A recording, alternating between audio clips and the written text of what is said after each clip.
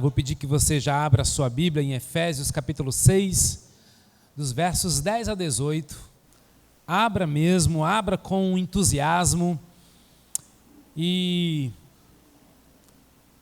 eu quero deixar um encorajamento hoje para você, meu irmão e minha irmã, que você tome nota.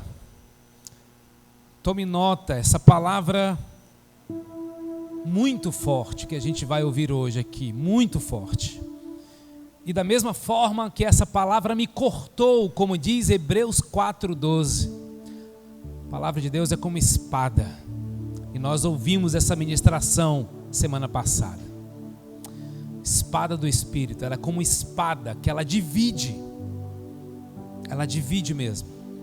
Então, não sei se você vai anotar no seu celular, se você vai anotar num caderninho, mas eu queria que você tomasse nota de várias coisas que Deus vai falar hoje aqui. É uma palavra densa hoje. Então, peço o máximo da sua atenção, da sua reverência mesmo à palavra de Deus, porque é uma palavra que vai te cortar também, vai te curar também. A palavra de Deus diz em Efésios capítulo 6, a partir do verso 10: quanto ao mais, sejam fortalecidos no Senhor e na força do seu poder. Vistam-se com toda a armadura de Deus, para poderem ficar firmes contra as ciladas do diabo. Porque a nossa luta não é contra carne e sangue, mas contra os principados e potestades, contra os dominadores deste mundo tenebroso, contra as forças espirituais do mal nas regiões celestiais. Por isso, peguem toda a armadura de Deus, para que vocês possam resistir no dia mau e depois de terem vencido tudo, permanecer inabaláveis. Verso 14: portanto, fiquem firmes, cingindo-se com a verdade e vestindo a couraça da justiça. Tenham os pés calçados com a preparação do evangelho da paz, segurando sempre o escudo da fé. E essa é a ferramenta que nós vamos dar um foco hoje aqui, com a qual poderão apagar todos os dardos inflamados do maligno. Usem também o capacete da salvação e a espada do Espírito, que é a palavra de Deus. Orem em todo tempo no Espírito, com todo tipo de oração e súplica, e para isto vigiem com toda perseverança e súplica por todos os santos. Feche seus olhos mais uma vez. Eu queria convidar você a orar. Pai, fala comigo. Pai, silencia as vozes da distração, as vozes da segunda-feira, as vozes do medo, as vozes da tristeza. Silencia as vozes. Pai, nós trazemos a Ti cativo agora, prisioneiros, mente e coração ao Senhor. E que se cumpra, Deus, todo o propósito da Sua palavra em nossas vidas. Espírito Santo, eu quero te pedir que a Tua palavra venha nos curar hoje, venha alinhar os nossos corações, motivações, intenções. Venha, Espírito Santo, mudar o nosso coração hoje, venha mudar a nossa mente hoje, de modo que a nossa segunda-feira seja absolutamente diferente. A terça, quarta, quinta, sexta, sábado, domingo, nós queremos ser transformados. Então nós nos abrimos para ser tocados por Ti, Espírito Santo, com ousadia e intrepidez. Nós adentramos o Santo dos Santos nessa tarde, pela confiança no sangue de Jesus, na presença de Jesus. Agora, todo dardo inflamado contra a mente dos meus irmãos, todos percam seu efeito na autoridade que há no nome de Jesus. Pai, agora todas as mentes e corações, todas elas, completamente abertas, como um terreno fértil, como uma terra boa para receber a semente. Nós rejeitamos o solo da beira do caminho, nós rejeitamos o terreno pedregoso, rejeitamos o terreno espinhoso, nós declaramos terra boa, mente boa, os céus preparados para derramar. E eu quero clamar a Deus que todos nesse lugar sintam o peso da tua palavra, peso de temor, peso de tremor da sua palavra. Nós rejeitamos todo sofisma, nós repreendemos todo intento do seu inimigo. Cremos, Jesus, que tu és vitorioso sobre nós. Nós agora te damos total atenção e devoção. Tua palavra é lâmpada para os nossos pés, é luz para os nossos caminhos. Tua palavra, Deus, é como um leão, ninguém precisa defendê-la, só precisamos proclamá-la e crer nela. Deus, a tua palavra também diz: vós já estáis limpos pela palavra que vos tenho falado. Eu creio numa igreja que já está sendo limpa, santificada no poder da palavra de Deus. Eu creio, Senhor, que a tua palavra é inspirada, ela é totalmente inerrante, verdadeira, inspirada pelo Espírito Santo a homens falhos, mas o Senhor é perfeito. A tua palavra também diz: santifica-te na verdade, a tua palavra é a verdade, e conhecereis a verdade, e a verdade vos libertará. Aconselhem-se mutuamente com essa palavra, desejem ardentemente o leite espiritual puro que é a palavra de Deus, Verbo de Deus. Venha, Cristo, tu és o cinto da verdade em quem nós nos apoiamos, nos ancoramos. Tu és a verdade, o rema, o Verbo de Deus, a palavra de Deus. Senhor, estamos completamente abertos aos efeitos, promessas, autoridade desta palavra, e fazemos isso no nome de Jesus. Amém? Há discípulos vivos aqui? Irmãos, antes de entrar no texto, quero só compartilhar com os irmãos que nesta semana nós demos início a mais uma célula na nossa igreja. Eu havia deixado de liderar uma célula no final do ano passado, na metade do ano passado, obviamente pelas demandas de agora aprender a pastorear uma igreja, mas eu disse que era só uma questão de tempo. E como Deus tem feito e colocado no meu coração, líder, ele é sempre o primeiro a perdoar, o primeiro a servir, o primeiro a cuidar. E eu já estava orando por uma célula de homens na nossa igreja, né? É uma célula de discípulos com homens, só para mudar. Todas as células da Casa Viva são células de discípulos. A gente não forma amigos, a gente forma discípulos. A gente não forma empresários, a gente forma discípulos. A gente forma gente parecida com Jesus. E o processo é um só, o discipulado. Aí nessa terça agora nós demos início a uma célula de discípulos só com homens, tá certo? É prioritariamente para quem está sem célula, obviamente. Mas se você é homem e quer dar um avanço aí na sua trajetória, você é bem-vindo, obviamente, sem deixar de estar na sua principal célula, ok? Pode chamar a gente, aqui é para a gente crescer juntos. Então só quero louvar a Deus. O nome da nossa célula é Talmidim, que significa discípulos no grego, tá bom?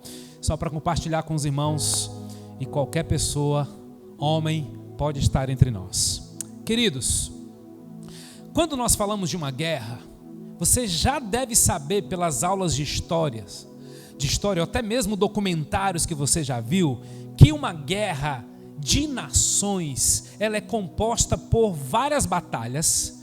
Guilherme, dá um pouquinho de retorno para mim, de voz, por favor. Ela é composta por várias batalhas, e não só por várias batalhas, mas por diversos níveis. Há guerras que acontecem pelo ar, há guerras que acontecem pelo mar, há guerras que acontecem na terra, e que, portanto, a guerra no mundo espiritual também é formada, irmãos, por várias batalhas que se desenvolvem em vários níveis. Então, mesmo você já sabendo, é muito importante relembrar que nenhuma nação vai à guerra sem conhecer com quem está guerreando. Nenhuma nação vai à guerra sem conhecer o seu inimigo, como é que o seu inimigo age, que poder ele tem, e para isso você precisa conhecer o seu inimigo. Talvez você está aqui pela primeira vez na Casa Viva, e nós estamos em uma série de mensagens chamado Inabaláveis. Essa é a 4ª ministração. Gente, eu me esforcei assim de todo o meu coração para trazer 2 ferramentas da armadura, porque eu queria cumprir um cronograma, mas o Espírito Santo não deixou. De todas as semanas, essa certamente foi a semana que eu mais fui marcado a um peso da palavra de Deus que está muito forte no meu coração, no meu corpo. Nós estávamos orando aqui antes de começar o culto. Diga-se de passagem, se tem pessoas aqui que são intercessores, chega 15 minutos mais cedo, 20 minutos mais cedo. Sempre tem um grupo de intercessores orando. Deus deu revelações, visão assim extraordinária. E só quem estava lá, obviamente, viu, experimentou, sentiu. Tem algo poderoso acontecendo, meus irmãos. Vem orar com a gente. Então, nesse momento, nessa ministração de hoje, mesmo você já sabendo que nós estamos ministrando sobre guerras espirituais, batalhas espirituais, não é para deixar você com medo, não é para deixar você ir, segurando nessa cadeira como se você tivesse. Não, você está sendo habilitado, preparado para vencer batalhas, porque a guerra maior já foi vencida. Todos vocês já são mais que vencedores em Cristo Jesus. Mas todos nós também sabemos que assim como um bebê, uma criança quando nasce numa casa, ele precisa de alguns anos para descobrir que ele é muito amado, que ele tem vovô, vovó, que ele tem gente que ama demais essa criança. Ele não tem essa noção quando ele nasce. Quando ele sai do hospital, ele nem sabe para onde está indo, mas tem um quarto esperando por ele. Assim somos nós, meus irmãos. Efésios capítulo 1 vai dizer que Deus já nos abençoou com toda, irmãos, com toda sorte de bênçãos. Tudo que você precisa já foi liberado para você. E nós temos aprendido aqui na Casa Viva que agora é uma questão de posicionamento. Eu gosto daquela expressão dos pentecostais, eu tomo posse, irmão. Essa expressão é da Casa Viva também, gente. Toma posse. Se uma semente é lançada sobre você, diga um amém, diga um glória a Deus, diga amém, eu tomo posse dessa palavra. Uma igreja avivada, ela reage à palavra de Deus. Não é aos mugangos de um preletor. Não sou macaco de auditório, nem sei fazer isso. Reaja à palavra de Deus. Queridos, mesmo você sabendo, é importante lembrar você que ninguém vai para uma guerra sem conhecer com quem você está guerreando. Você não pode superestimar o inimigo e nem subestimar o inimigo. Você não pode superestimar o inimigo, por quê? Porque ao fazer isso, você já vai entrar derrotado na guerra. Porque você vai entrar com medo. Você pode até se abater. Ai meu Deus, o inimigo de Deus. Irmãos, há muitos lugares que o assunto central é o diabo. Se fala mais nele do que em Jesus. Não é o nosso caso. Nós somos uma igreja cristocêntrica. A sua vida deveria ser assim. Nós somos já guardados pelo Senhor. Romanos 8:31. Que diremos, pois, a estas coisas? Se Deus é por nós, quem será contra nós? Nós não podemos superestimar o inimigo. Ele não é tudo isso que você acha que ele é, mas você também não pode subestimar o inimigo, porque se você fizer isso, você ficará vulnerável e até displicente, e é nesse momento que nós somos surpreendidos, levamos uma rasteira. E há muita gente hoje que pensa que o diabo é um fracote. O movimento de batalha espiritual, especialmente na década de 90, caiu nesse erro, achando que o diabo não é perigoso e que você pode pisar na cabeça dele a qualquer hora, a qualquer momento. Lembremos do que diz o apóstolo Paulo em 2 Coríntios 2, versos 10 e 11. O apóstolo Paulo nos alertou dizendo que não podemos ignorar suas intenções. Verso 10 vai dizer: se vocês perdoam alguém, eu também perdoo. E aquilo que perdoei, se é que havia alguma coisa para perdoar, perdoei na presença de Cristo por amor a vocês, a fim de que Satanás não tivesse vantagem sobre nós, porque nós não ignoramos as suas intenções. Sim, o diabo, ele entra em lugares que ele não é convidado, até se tiver uma brechinha ele vai entrar mesmo. Nós não podemos encarar o inimigo de cara limpa, nós não podemos entrar nessa guerra com armas carnais. Nós precisamos, irmãos, de armas poderosas em Deus para destruir fortalezas e anular sofismas. Já disse para vocês, há quem olhe para tudo isso e nos chame de lá vem eles com essa mania de conspiração. Deixa para lá. Essas pessoas que dizem isso já são amigos do inimigo de Deus e nem sabem por quê. No mundo espiritual, irmãos, é a mesma coisa. Nós não estamos aqui para supervalorizar o diabo, mas também nós não estamos aqui para subestimar o diabo. Por isso nós precisamos conhecer bem o nosso inimigo. E quem é esse inimigo? Você precisa conhecer um pouco mais. E parte daquilo que Deus falou no meu coração essa semana foi: você precisa aumentar o campo de fundo, o que está por trás, antes de sair colocando as armaduras, porque é possível que alguns de nós, tendo ouvido a palavra que o Carlos ministrou domingo passado, sobre a importância da palavra de Deus, como cinto da verdade, como espada do Espírito, você ter ficado a semana todinha sem ler a Bíblia. É possível que isso tenha acontecido. E se isso aconteceu, você ainda está brincando com coisa muito séria. Quem é o nosso inimigo? Primeiro, gente, o nosso inimigo, ele foi criado. O nome dele é Lúcifer, um anjo querubim. Ezequiel capítulo 28, versos 12 e 13. Filho do homem, erga um lamento a respeito do rei de Tiro e diga-lhe.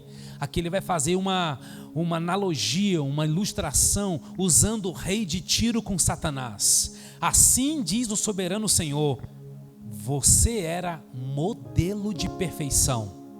Isso era o que o nosso inimigo era antes. É importante que você entenda da origem.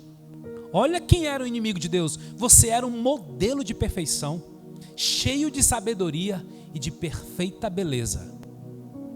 Você estava no Éden, no jardim de Deus. Todas as pedras preciosas o enfeitavam: sárdio, topázio, diamante, berilo, ônix, jaspe, safira, carbúnculo e esmeralda. Muitas dessas pedras nunca nem vi na vida, sei nem o que é. Mas algumas delas eu conheci, porque eu morei no Mato Grosso e o garimpo é muito forte. E eu fui na casa de um homem, de alguns homens, né? E eu pude conhecer pedras preciosas, que ele guardava assim de uma forma tão espetacular, né? E era lindo ver mesmo.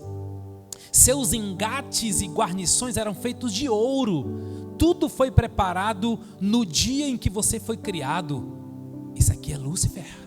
Você foi ungido como um querubim guardião, pois para isso eu o determinei. você estava no Monte Santo de Deus e caminhava entre as pedras fulgurantes. Isso aqui é uma analogia com o rei Tiro, fazendo essa ligação com Satanás. E a primeira coisa que é dita nesse texto, irmãos, é que ele era o aferidor de perfeição. Ninguém, ao ser criado, era mais perfeito do que Lúcifer. Ele era um exemplo de poder, sabedoria e beleza. Guarda essas 3 palavras: poder, sabedoria e beleza. Se Deus levasse qualquer um de nós para as eras da eternidade, antes da queda de Lúcifer, e se você perguntasse para Deus, qual é o maior anjo, qual é o mais perfeito de todos os anjos que você tem, Deus lhe apresentaria Lúcifer. Segundo, ele foi criado como um querubim, um anjo. Irmãos, isso era uma classe de anjo, ok? E deixa eu lhe dizer uma curiosidade: não existe querubins na categoria de Lúcifer. Ele era o querubim, só existia ele. Da mesma forma que o arcanjo Miguel, não existe arcanjos. Só existe o Miguel como arcanjo, só existe Lúcifer como querubim. São classes especiais, eles tinham a função de proteger, eles estabeleciam o trono de Deus para servir diante do trono. Você entende por quê? Que quando Lúcifer, Satanás já tentando Jesus em Mateus capítulo 4, a terceira investida dele é: tudo isso te darei se prostrado me adorares. Porque ele sabia o que era estar diante do trono adorando a Deus. Ele também queria a mesma coisa. Quando Lúcifer cai, gente, sabe o que acontece? Ele perde posição, ele perde beleza, ele perde sabedoria. Mas tem uma coisa que Lúcifer não perdeu: poder. Vocês vão já entender. No mesmo capítulo de Ezequiel 28, nos versos 17 a 19, diz assim: seu coração tornou-se orgulhoso por causa da sua beleza, e você corrompeu a sua sabedoria por causa do seu esplendor. Por isso eu o atirei à terra, fiz de você um espetáculo para os reis. Por meio dos seus muitos pecados e do seu comércio desonesto, você profanou os seus santuários. Por isso fiz sair de você um fogo que o consumiu, e eu reduzi você a cinzas no chão, à vista de todos os que estavam observando. Todas as nações o conheciam e ficaram chocados ao vê-la. Chegou ao seu terrível fim, você não mais existirá. Texto de Ezequiel capítulo 28, dos versos 17 a 19. Preste atenção, no verso 17, Lúcifer perdeu a posição quando o texto diz: eu o atirei à terra. Perdeu posição. Verso 19: eu reduzi as cinzas no chão à vista de todos que estavam observando. Perdeu a beleza. Ainda no verso 17: você corrompeu sua sabedoria por causa do seu esplendor. Perdeu a sabedoria. Gente, Satanás não tem mais posição, nem sabedoria, nem beleza, mas era característica dele, como ele foi criado. Mas houve uma coisa que ele não perdeu: poder. E é nesse contexto que Paulo vai dizer assim, ó: fortalecei-vos no Senhor e na força do seu poder. Ele não diz na força do seu amor, porque a arma que se luta contra o inimigo de Deus, seus demônios, seus ardis, suas estratégias, suas ciladas, seus dardos, é também com poder, gente. Poder vem do Espírito Santo que habita em nós, e ele vai nos enchendo do seu poder. Atos 26 vai dizer: eu o livrarei do seu próprio povo e dos gentios, os quais eu envio para abrir-lhes os olhos e convertê-los das trevas para a luz e do poder de Satanás para Deus. Então Satanás tem poder. ele não é onipotente, ele não é todo poderoso, mas ele tem poder. O seu poder, gente, se confirma em Apocalipse 12:4. Sua cauda arrastou consigo 1/3 das estrelas do céu. Satanás perde posição, perde beleza, perde sabedoria e leva consigo 1/3 dos anjos do céu. Aí ele se revela em vários nomes. Os nomes são características de quem ele é e das multiforme, da sua forma diferente, de se apresentar. Por exemplo, ele é o diabo. O que é o diabo? É aquele que divide. Diabo é aquele que separa o homem de Deus. Está lá em João capítulo 8, verso 44. Vocês pertencem ao pai de vocês, o diabo, e querem realizar o desejo dele. Ele foi homicida desde o princípio e não se apegou à verdade, pois não há verdade nele. Ele também é o enganador, Apocalipse 12:9. E foi precipitado o grande dragão, a antiga serpente chamado Diabo e Satanás, que engana todo o mundo. Então, queridos, Satanás não é uma força, não é uma energia, ele é um ser criado e uma personificação do mal, por isso ele é o maligno. Presta atenção, nós estamos conhecendo o nosso inimigo. Porque eu estou desejoso de ver a Casa Viva posicionada, vencendo guerras. Mas é bom conhecer um pouquinho dele. Ele é maligno, aquele cujo a essência do seu caráter é mal. Mesmo Satanás conhecendo a Bíblia, irmãos, e ele conhece a Bíblia mais do que todos os teólogos juntos, mas ele não consegue usar a Bíblia para o bem. Por quê? Porque a sua essência é má. Por isso ele usa a Bíblia para tentar Jesus. Você já conseguiu discernir uma conversa do mal com pessoas que usam a Bíblia? Satanás, queridos, ele é um estrategista. E os seus métodos têm duas ações de acordo com o texto de Efésios: astúcias e ciladas. O texto une as duas palavras, mas são duas, tá certo? Astutas ciladas do inimigo. Outra versão diz ciladas do inimigo. Não, aqui são duas palavras no original. Ele é astuto e ele é cheio de cilada. A astúcia fala de sagacidade, de esperteza, de capacidade de enganar sem que você perceba que está sendo enganado. Tem algumas religiões por aí que é puro engano de Satanás, até porque ele se traveste de anjo de luz. Cilada é o lugar apropriado para pegar a presa. Cilada é para prender e derrotar a presa. Então Satanás, ele trabalha com astúcias para nos enganar e com ciladas para nos pegar. 1 Pedro 5:8 diz assim, sejam sóbrios, presta atenção, vigiem. Não é mania de conspiração não, é real. Sejam sóbrios, vigiem. O diabo, o inimigo de vocês, anda ao redor como leão, rugindo e procurando a quem possa devorar.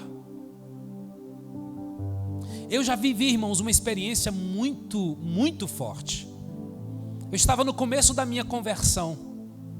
E no início da minha conversão, apaixonado, eu continuo apaixonado por Jesus, mas eu me apaixonei e fui ler a palavra, e logo eu comecei a aprender os louvores, e sabe que no começo Deus já começou a me dar canções, e eu comecei a compor uma canção, minha primeira canção. A moça que trabalhava na nossa casa, uma diarista, ficou possessa. Eu estava no meu quarto de porta fechada, ela estava na cozinha ouvindo um louvor, ela ficou possessa, saiu desfigurada, bateu na porta e disse: eu vou quebrar, exatamente, porque não tem como esquecer, não estou aumentando nem diminuindo, eu vou quebrar a sua cara e este teclado, pare de cantar agora, porque está me incomodando. Foram 3 horas, eu e um irmão meu, que tinha acabado de se converter também, a gente lutando contra o diabo. Eu fiquei umas 2 semanas com o corpo todo dolorido. Sabe o que aconteceu? Eu não consegui tirar não, mandei chamar meu pastor. Veio meu pastor com a sua esposa, e ele começou a liberar várias frases de denúncia, mas era tudo mentira. Aquela experiência ficou tão marcada, e ao mesmo tempo Deus disse assim: há uma unção sobre a sua vida quando você ministra. Então eu já sei, irmãos, eu tenho muito zelo com isso, muito temor. Inclusive recentemente eu fui levar uma palavra num velório. O Espírito Santo disse assim para mim: leva o teclado e canta. Mas Jesus, eles nem me pediram para cantar. Eu levei o teclado e ministrei louvor. Comecei a receber várias mensagens na mesma noite, no dia seguinte, de pessoas que foram impactadas e quebrantadas com o louvor. Irmãos, é muito real. E ele usa o mundo. Não é o planeta Terra, ele usa o mundo, ou seja, o sistema dirigido por Satanás. Ei, existe um sistema maligno mesmo. Ou você tem dúvida do que diz a palavra em 1 João 5,19? Sabemos que somos de Deus. Ufa, glória a Deus. E que todo o mundo jaz do maligno. No maligno. O sistema que ele comanda e o que ele faz, irmãos, é tenebroso. E ele tenta usar o mundo para atingir a nossa natureza que é fraca. 1 João 2, verso 15 e 16. Não ameis o mundo, nem o que no mundo há. Se alguém ama o mundo, o amor do Pai não está. Porque tudo que há no mundo, a concupiscência da carne, a concupiscência dos olhos e a soberba da vida não é do Pai, mas do mundo. Você sabe o que significa essas 3 palavras? Concupiscência da carne, desejo sexual. Você sabe o que significa concupiscência nos olhos? Amor pelo dinheiro. Sabe o que significa soberba da vida? Poder. O diabo, irmãos, sempre vai agir nessas 3 áreas. Não é de se admirar que está entre os 5 motivos maiores de divórcio na nossa nação: dinheiro, infidelidade conjugal. Traição também é demoníaco. Amor ao dinheiro também é demoníaco. Amar o dinheiro mais do que seus filhos, sua esposa, sua igreja, a palavra de Deus, isso é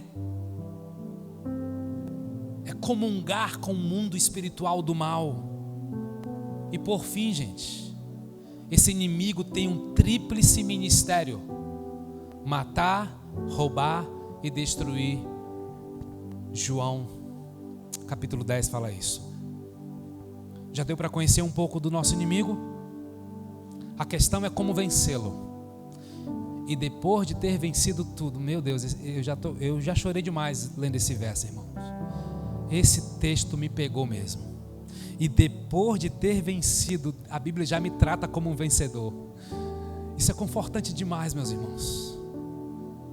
Ele te ama tanto que Ele te trouxe hoje aqui para você entender e desejar ardentemente essa palavra e permanecer inabaláveis, porque tem gente que está andando se arrastando, sem poder, sem vida, sem graça, sem servir as pessoas, sem amar, não tem vontade de amar, não tem vontade de servir, não tem vontade de nada, está se arrastando. Não é essa vida que Deus tem para você. É vida de vencedor, é inabalável. Por isso, peguem toda a armadura de Deus. Ah, pastor, mas eu só gosto da espada, não gosto de muitos esse negócio de capacete não. Por isso que tem mente fraca. Não, pastor, meu negócio é cuidar da couraça. Esse negócio de usar as sandálias, negócio da paz, de pregar o evangelho. Por isso que anda tomando decisões erradas, porque você está dizendo qual pedaço da arma você quer para você. Não. Deus não pede algo para nós que Ele já não tenha nos dado tudo antes. Deus não pede algo para nós que Ele já nos tenha nos dado tudo antes. Se ele diz assim, em Marcos capítulo 12, verso 30, 31, 32, amarás, pois, ao Senhor teu Deus de todo o coração. É porque ele, em João 3,16, amou o mundo de tal. Só pede o todo quem entregou o tal. Ele amou o mundo de tal maneira que deu o seu filho. Então, se ele está pedindo para você usar toda a armadura, é porque você pode, ele acredita em você, e ele está dizendo, eu te dei tudo que você precisa, para que vocês possam resistir. Irmãos, eu tenho uma mania de quando eu leio a Bíblia, eu sempre circulo a palavra para quê, a fim de quê, com o propósito propósito de quê? Porque para mim é muito importante entender a finalidade daquilo que eu faço. Eu tenho muita dificuldade de ser chamado para qualquer lugar, das coisas mais simples, das coisas mais complexas, se você não me disser o para quê. Mas para quê mesmo? E qual é o resultado disso? Tem um pouco do meu perfil, tem um pouco da minha formação. Eu preciso ver resultado, irmãos. Eu preciso ver resultados. E a Bíblia é cheia disso. Aí eu pergunto para você, o que é mais importante? É o porquê ou para quê? Por que Deus amou o mundo? Alguém tem dúvida do amor de Deus? Todo mundo está certo disso, né? Para quê? Por que Deus amou o mundo de tal maneira que deu seu Filho unigênito, para que todo aquele que nele crê não pereça, mas tenha vida eterna? O que é mais importante? É o porquê ou para quê? Se você não aceitar o porquê de Deus, vai fazer alguma diferença? Não, Ele ama e vai continuar amando, você aceitando ou não. Mas se você aceitar o para quê, vai fazer diferença ou não? Toda, né? Porque se você aceitar esse amor, você vai para o céu, vai para o inferno, simples assim. E aí o texto me dá o para quê, Orlando? Para que esse negócio de armadura? Para que você possa resistir, porque nós estamos em dias de gente frágil, de maridos fracos, de homens sensíveis demais, de mulheres rendidas muito facilmente, de gente recuando muito fácil das pressões, de gente que não consegue jejuar 6 horas, pelo amor de Deus, de gente que não consegue romper. Estamos vivendo uma geração fraca, gente. E eu sei que eu estou falando para mim também. Eu sei quais são as áreas frágeis da minha vida e que Deus está me tratando de uma forma bem espada, né? Cortando. Para que possa resistir o dia mau. Foi a primeira ministração dessa série. E nós aprendemos para que Deus quer tratar o dia mau. Para tirar os restos de orgulho que há dentro de nós. Lembra o que ele disse para Paulo? Para que você não se exaltasse, Paulo. Curiosamente, foi o pecado que derrubou Lúcifer do seu ambiente de glória. Irmãos, eu acredito que essa vai ser uma das mensagens da minha vida enquanto eu for do ministério, na Casa Viva, em qualquer lugar. Gente, Deus está em busca de gente humilde, tá? Por causa do nosso orgulho a gente perde tanta oportunidade, gente. Por causa do orgulho a gente tropeça tanto. Por causa do orgulho a gente não vive o novo de Deus. Meu Deus, tem tanta gente passando dores agudas e não consegue pegar um telefone. Pois é assim, ora por mim. Sofre sozinho. Meu Deus. Gente que perdeu oportunidades no seu trabalho por causa do orgulho. Gente que perdeu casamento por causa do orgulho. Gente que perdeu novos níveis de intimidade com Deus por causa do orgulho, porque não entendeu que Deus vira as costas para a gente orgulhosa. Isso é muito forte, mas é verdade. Salmo 5:5 vai dizer: e os arrogantes não são aceitos em sua presença.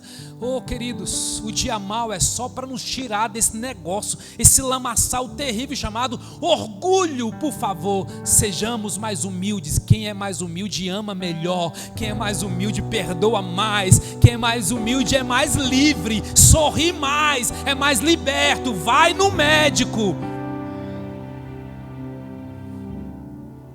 Há um médico. Gente, nós já vimos com quem nós estamos lutando, que é a nossa guerra espiritual. E nós precisamos entender que para vencer o mundo espiritual, nós temos que utilizar as armas espirituais. Isso é uma boa notícia para você. Irmãos, nos últimos anos Deus tem ouvido mais as minhas orações. E eu te confesso, não é porque eu me sinto mais espiritual não, é porque eu tenho aprendido a usar mais as armas certas. Eu tenho aprendido a semear as sementes certas, porque não pode ter paz numa casa se você semeia semente de confusão. Então Deus tem me dado a graça de ter mais sabedoria para semear as sementes certas, para colher as coisas certas. Lembrem-se, porque as armas da nossa milícia não são carnais, 2 Coríntios 10:4, mas sim poderosas em Deus para destruir fortalezas. Deixa eu te dizer que há pelo menos 5 níveis de batalha que está sendo travado agora. Primeiro, nível pessoal.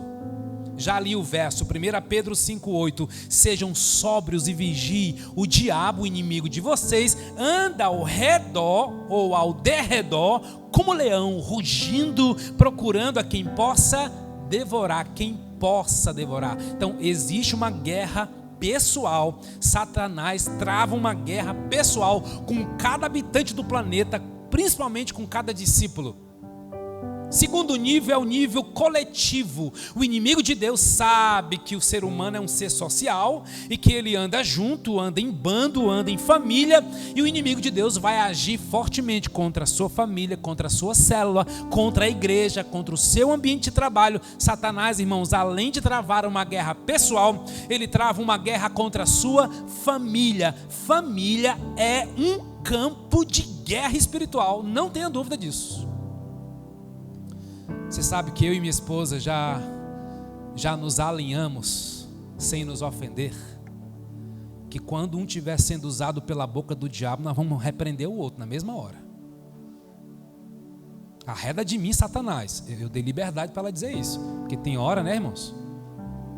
Tem hora que essa boquinha aqui fala o que não deveria. Aí ela me dá um choque de realidade. Aí se é uma realidade espiritual, ainda há temor no meu coração. E se eu sentir que veio do capeta, eu também digo, está repreendido, mulher, em nome de Jesus. A gente não se ofende, mas a gente já entendeu, porque a gente quer ser boca para edificar. Um outro nível é o nível local, presta atenção. O inimigo de Deus trava uma guerra na sua rua, no seu condomínio, no seu bairro. Irmãos, isso aqui é tão louco, eu não sei se você vai entender, mas escute. Talvez faça sentido daqui 1 ano, 2 anos. Quando nós chegamos em Alta Floresta, no Mato Grosso, cidade que Deus nos levou, primeiro café da manhã com meu pastor olhou para mim e disse assim: se eu fosse você, eu iria na biblioteca da cidade para conhecer a história de Alta Floresta, para você conhecer os céus de Alta Floresta. Nunca tinha ouvido essa expressão. Mas como assim? Saiba como essa cidade nasceu. Saiba o que tipo de principado e potestade governam e dominam com prioridade aqui nessa cidade. Gente, foi forte. Com 3 meses que nós estávamos lá, eu enfrentei já uma daquelas assim, vou voltar. Onde é que eu vim parar, Jesus? Foi muito forte, foi um golpe baixíssimo de Satanás. Ele quis me expor logo, me jogar no ventilador, a minha história, os meus pecados, minha luta, e era tudo mentira. Até tinha e tenho pecados que eu luto para vencer, mas naquela ocasião foi tudo armação de Satanás. Você sabe por que Fortaleza é uma das capitais mais prostituídas da nação? Porque os céus de Fortaleza têm demônios muito fortes atuando na área da prostituição. Gente, não é só exploração, não é só a questão humana, bestial, não é só isso, política, maldoso, é tudo isso, mas existe céus espirituais que governam, e a gente precisa entender isso. Não vou poder mergulhar muito sobre isso, mas quando eu viajo para uma cidade, a primeira coisa que eu começo a orar: Deus, me dá discernimento, quais são os céus dessa cidade onde eu estou pisando, Senhor. Que tipo de artimanhas e dados vai vir para cima de mim dessa cidade, seja no avião, no aeroporto, no Uber, no hotel, qual é a artimanha de Satanás nessa cidade? Um outro nível, irmãos, é nacional. Satanás trabalha e ele trava guerras entre nações através de corrupção, de depravação moral, aborto, injustiça social. Tudo isso são ações do inimigo de Deus atingindo quem? Cada um de nós, cada família, cada cidade e cada nação. E o outro nível é o nível cósmico, é uma instância superior ao mundo humano. Principados e potestades, hostes infernais nos lugares celestiais. Ei, Orlando, onde são essas guerras? Nas regiões celestiais. Gente, região celestial fica entre a terra e o céu, ok? Região celestial não é o céu lá na glória de Deus. A região celestial é um céu abaixo dos céus, onde tem essas lutas espirituais. As nossas bênçãos também já estão nas regiões celestiais. Já foi decretado, já foi liberado. É só tomar posse, entendeu? Os demônios também, porque a nossa luta não é contra carne e sangue, mas contra principados e potestades, contra dominadores deste mundo tenebroso, contra as forças espirituais do mal nas regiões celestiais. Esse é o lugar onde ele trava. Porque assim como Deus, Satanás também tem um reino, sabia disso? Onde é o QG de Satanás? Nas regiões celestiais do mal. Efésios 2:2, ele é o príncipe das potestades do ar. E o seu reino tem uma estrutura de poder. Principados e potestades são demônios que estão divididos em várias hierarquias de poder e de comando, com várias funções para agir.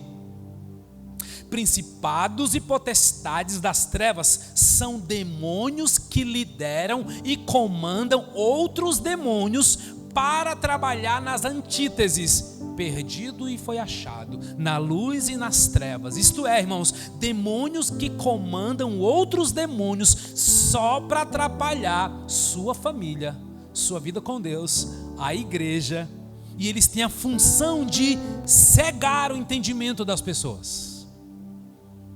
Hostes espirituais do mal.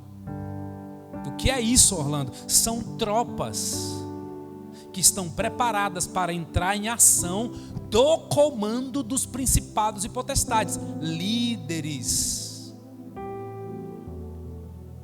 Para você ter uma ideia como o diabo é, o seu reino e como ele trafega nesses 4 níveis, a gente precisa estar preparado em 4 fatores para a gente vencer essa guerra. A gente ainda não entrou no escudo da fé. Pelo jeito não vou conseguir entrar, mas vamos deixar fluir. Gente, uma guerra entre nações, para se vencer é preciso ter 4 coisas: o fronte, a linha de frente, a retaguarda e a linha de suprimento. Fui estudar. O fronte, o cabeça, o líder que está lá na frente, a linha de ataque, a retaguarda e a linha de suprimento. Nenhuma nação vence uma guerra sem esses 4 elementos. E a mesma coisa no mundo espiritual. Você vai começar a entender agora como se manifesta, como usar, por que usar, para que usar a armadura. Porque eu quero que você saia daqui empolgado hoje para essa armadura aí. Você vai até estudar mais, você vai até se animar mais e vai chegar mais pronto aqui para os próximos cultos. Para vencer a guerra, nós precisamos de linha de frente. Sempre tem que ter alguém, um líder, uma autoridade. Preste atenção. O reino das trevas atende voz de autoridade. Pai e mãe é autoridade. O diretor da sua empresa é autoridade. O seu chefe é sua autoridade. O seu pastor é sua autoridade. O seu líder de célula é uma autoridade. Aqui está o segredo para a gente compreender toda a armadura, irmãos.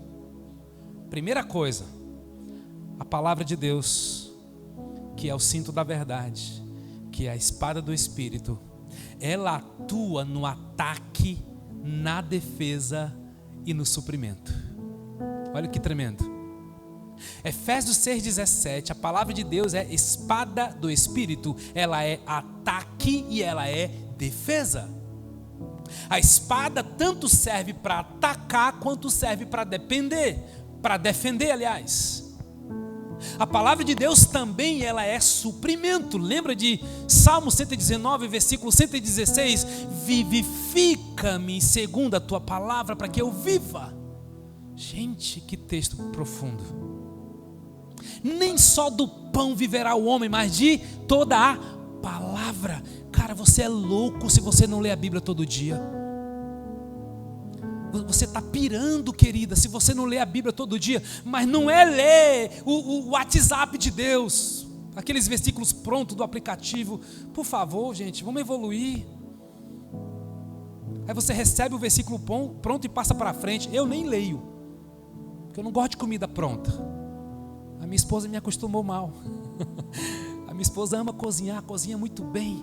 Eu aprendi a comer comida. Então quando alguém diz assim, me manda uma mensagem: cara, eu estava lendo a Bíblia. Aí ele começa a falar do coração dele, como é que ele leu a Bíblia. E pode ser um áudio de 10 minutos, eu vou dar atenção. Foi textinho pronto. Começamos uma célula de homens, ou uma célula de discípulos com homens. Sabe qual foi a primeira coisa que eu pedi para eles? Lê o livro todo de Efésios em uma semana. E só vem para a célula na terça-feira quem lê Efésios todo. Senão vai ficar do lado de fora. É sério. Vou pegar pesado com a galera. E ainda pedi que o da minha direita, eu vou ligar para o da minha direita todo dia. E leu Efésios 1, leu Efésios 2, leu Efésios 3, leu Efésios 4. Um sistema de comunhão, de cooperação, de estímulo, de prestação de contas. E de verdade, gente, porque senão vai ficar aqui, eu vou me cansar. E líder se cansa quando a gente não vê. Para quê? Mas para que mesmo essa célula se o cara não cresce espiritualmente? Para que mesmo essa célula se o cara não dá frutos? Gente, não tem quem aguente não. Mas aí o líder tem que treinar melhor. Vamos ler toda a palavra. Percebe por que o diabo tenta tirar a palavra da sua casa? Você percebe por que aquela vontade que não é de Deus, aquela vontade, que preguiça. Não é de Deus não, irmão. Repreende esse negócio aí. A palavra de Deus são princípios inegociáveis, irmãos. E se o inimigo sabe que é tão importante, ele vai tentar roubar isso. Jesus usou a palavra para atacar e usou a palavra para defender. Segunda arma, oração. Parece que eu estou voltando para aquela semana de jejum e oração. Porque deixa eu te dizer uma coisa, não invente de colocar armadura se você não tem vida de oração, de jejum e de palavra alinhado. Está entendendo? Porque a oração não entra como armadura, percebeu? Ore em todo o tempo, verso 18, orando em todo o tempo, orando no front, orando no ataque, orando na defesa, orando no suprimento. Você quer ver suprimento? A igreja começava a ser perseguida, gente, implacavelmente lá em Atos 4. E tendo orado, moveu-se o lugar em que estavam reunidos e foram todos cheios do Espírito Santo e falavam com ousadia. Eles tinham uma promessa, né? Mas tinha que estar em oração, meu amigo. Ei, aguarde aí, até que do alto sejais revestidos de poder, até que a gente ficaria ansioso. Jesus, já são 50 dias e cadê? Jesus não pode estar falando a verdade, que o Espírito Santo não veio. Mas eles estavam orando, gente, orando. E a terceira armadura, então tentarei dar uma ênfase na fé. O escudo poderoso para a defesa. Você está sendo atacado, mas você não sabe como se defender? Tem um escudo para você.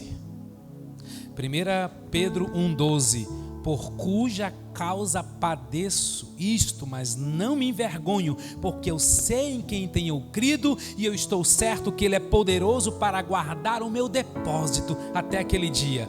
Deixa eu te dizer, o diabo não vai me vencer se eu usar o escudo da fé. Irmãos, o escudo da fé é uma arma maravilhosa, necessária. Como é que eu vou falar de fé em 10 minutos? Não dá. Mas eu preciso te levar para Hebreus 11. A fé é a certeza daquilo que esperamos e a prova das coisas que não vemos, pois foi por meio da fé que os antigos receberam bom testemunho. Pela fé entendemos que o universo foi formado pela palavra de Deus, de modo que o que se vê não foi feito do que é visível. Pela fé Abel ofereceu a Deus um sacrifício superior ao de Caim. Pela fé ele foi reconhecido como justo. Pela fé Enoque foi arrebatado. Pela fé, porque é de fé em fé que a gente é vencedor. Sem fé, irmãos, aqui vem aquele soco, né? É impossível agradar a Deus. Tem muita gente que não desfruta de intimidade com Deus, sabe por quê? Porque vive duvidando das promessas de Deus. E infelizmente essa é a pura verdade. Aquele que duvida, diz Tiago capítulo 1, é semelhante à onda do mar agitada e impelida pelo vento, não serve para nada. Irmãos, Deus tem me dado a graça de quando eu identifico pessoas com discurso sem fé, eu já fico inquieto. Discurso de derrota, discurso de fracasso, discurso de não sei. Eu fico doidinho com os crentes, mas eu não sei, mas eu acho, mas será que? Não, meu amigo. O cara chega na presença de Deus e diz assim: Deus, que tu possas me dar um novo emprego. Meu Deus, quem é o filho que chega para o pai dizendo que tu possas me dar um brinquedo? Mas a gente faz isso com Deus. Deus, eu quero um brinquedo. Ele faz se for da vontade dele, gente. Mas a Bíblia me ensinou a ter ousadia para entrar na presença dele. A Bíblia me ensinou a pedir. Eu tenho esse hábito. Quando alguém pede para orar por mim, eu faço a seguinte pergunta: o que você quer receber de Deus? Porque eu vou pedir. Mas você quer receber mesmo? Porque se vier pedir oração para mim, sem convicção, a primeira coisa que eu vou fazer é te ajudar a ter convicção do que você está pedindo, para nem você perder tempo e nem eu. E a gente ter eficácia na oração. O que é que você quer receber, meu amigo? Cara, eu quero receber uma esposa. Ah, meu amigo, é bom demais conversar com Deus. Deus, o meu amigo quer uma esposa.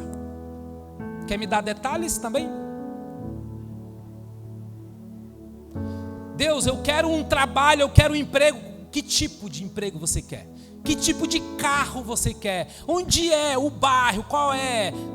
Gente, funciona. Deixa eu dizer uma coisa para vocês. 40 versículos sobre a galeria da fé. 16 pessoas são apresentadas abertamente. Abraão, José, Jacó, Raabe, tudo isso para nos mostrar que você pode viver a maior perseguição, a maior guerra sob a opressão de Satanás. Se vocês usar o escudo da fé, meu amigo, você vai permanecer inabalável. E ele vai te responder, tá certo? Aí você vai dizer assim: mas Deus, eu nem mereço. Uau, é isso mesmo, cara. Não acha que tu merece, não. Vive na graça. Permita-se ser surpreendido. Não importa o que aconteça, meu querido. Pode se levantar Nero, pode se levantar Neri, pode se levantar quem for. A maior perseguição, tenha fé. O livro de Hebreus apresenta várias vezes: pela fé, pela fé, pela fé, pela fé. Porque sem fé é impossível agradar a Deus. Vamos olhar só para um deles, que é Abraão. Porque o Abraão me ensina uma coisa prática que é o que eu quero deixar para vocês hoje. Abraão nos ensina a viver pela fé. Olha o que diz Gênesis 12:1. Vou beber uma água aqui.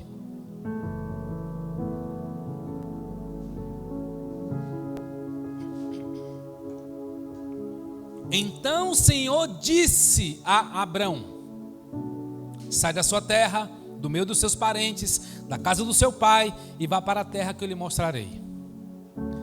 Aqui Deus está falando. Aqui Deus está falando, preste atenção.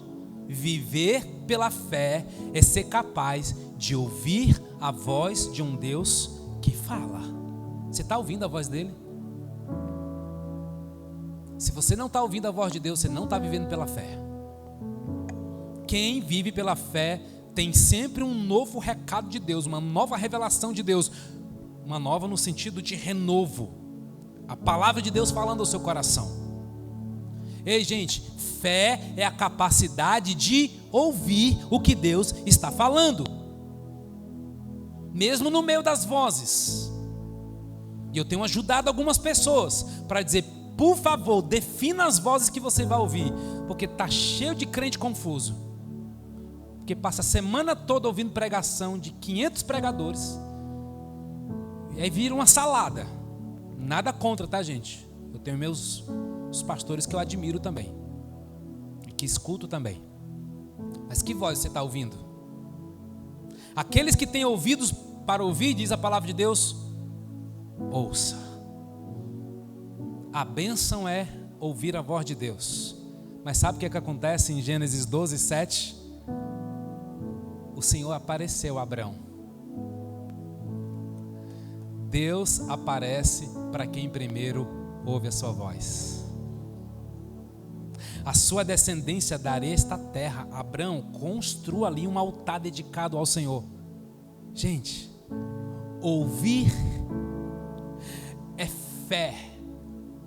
Crer é sair, é se mover. Deus pergunta para você hoje: você tem fé para ouvir e crer? Você tem fé para ouvir e obedecer? Porque se você crê, você sai e obedece. Foi o que Abraão fez. Então ele saiu, gente, e ele só recebeu uma revelação extraordinária de Deus depois que ele obedeceu a voz que diz: sai.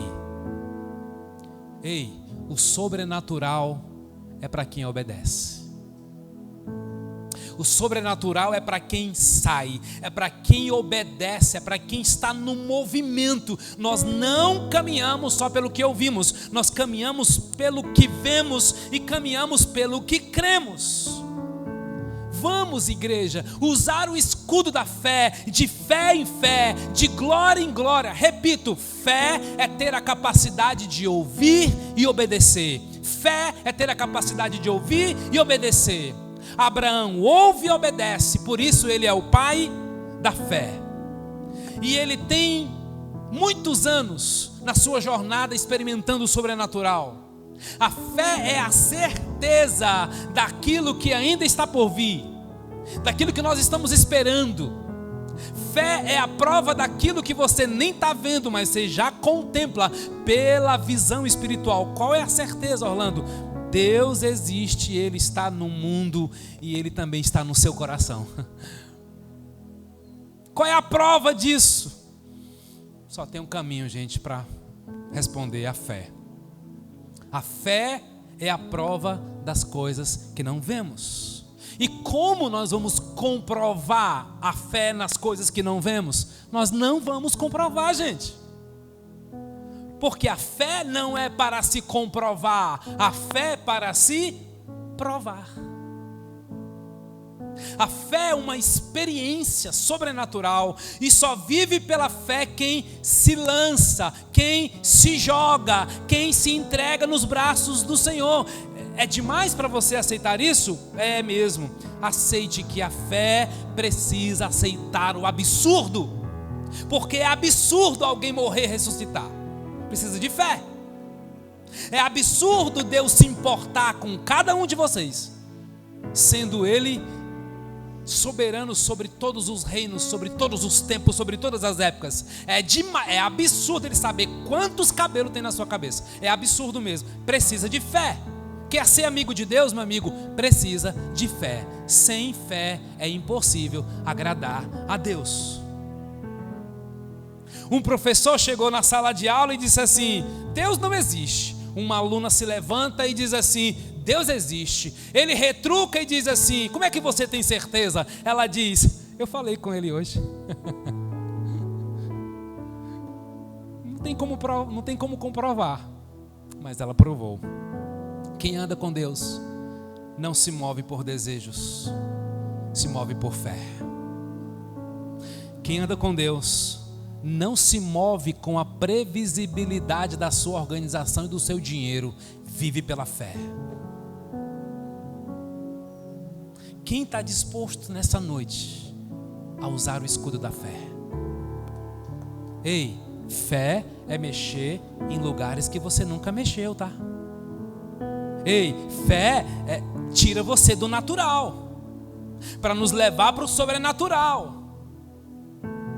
Essa semana eu recebi uma resposta de Deus de 2 anos,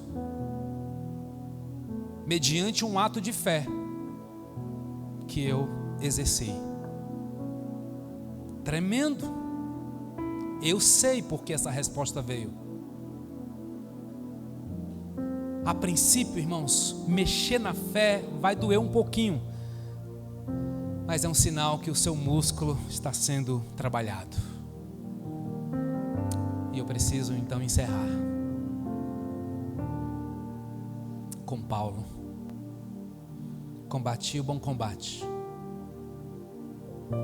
terminei a corrida, guardei a fé. A fé que a Bíblia ensina não tem a ver com quanto eu conquistei, gente. A fé que a Bíblia ensina tem a ver com aquilo que eu guardei. A fé é guardar a sua aliança matrimonial, mesmo em crise conjugal. Fé é você guardar a unidade da igreja, mesmo quando chegam as eleições. Fé é você guardar a sua integridade, mesmo quando as propostas indecentes chegam. Fé é guardar a alegria de servir a Deus, mesmo quando eu me sinto tão incompetente. Fé é guardar minha vida devocional, mesmo quando a rotina maluca da vida quer roubar meu lugar secreto. Não vai tirar, não vai tirar. Fé é guardar a pureza quando o namoro chega. Fé é guardar a certeza que os planos de Deus são maiores do que os meus. Fé é não perder a sua intimidade com Deus, custe o que custar. Mesmo que você esteja passando pelo vale da sombra da morte, pela fé, você vai conversar com Deus usando a palavra de Deus. Pai, tua palavra me diz que o Senhor não me trata conforme os meus pecados. O Senhor não me trata com ressentimento. Assim como o Pai tem compaixão dos seus filhos, assim o Senhor tem compaixão daqueles que o temem. Igreja, usa o escudo da fé. Eu quero ver gente erguida nessa semana. Eu quero ver devocional truando essa semana. Eu quero ver servos frios e descomprometidos se comprometendo com Deus, cara, com Deus. Fé é guardar o que você já recebeu de graça. Se você quer se posicionar, fica de pé no seu lugar.